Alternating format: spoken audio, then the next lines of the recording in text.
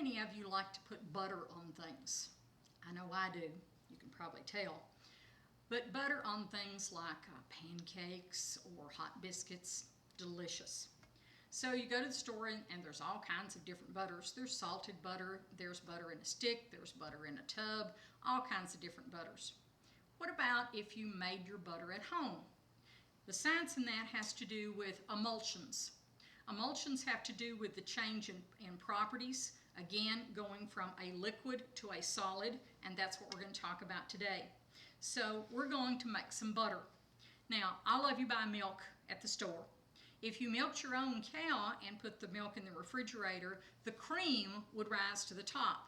Again, that has to do with the molecules, the size of the molecules. The butter the cream is lighter than the milk, and as a result it rises. So if you've ever seen cream come across the top of your milk jug, that's what we're talking about, is that cream rises to the top. Now if you buy pasteurized milk, they've already taken that cream out, so you don't see a lot of that cream anywhere.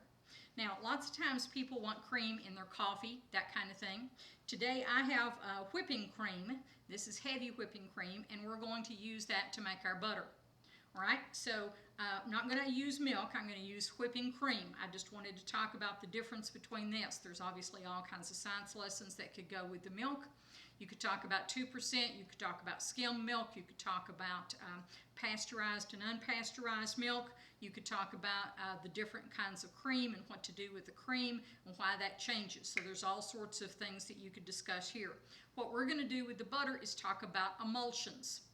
So I'm going to take my heavy whipping cream, I'm going to put it in my bowl, and you can see the consistency, how much thicker it is than regular milk, just heavy whipping cream.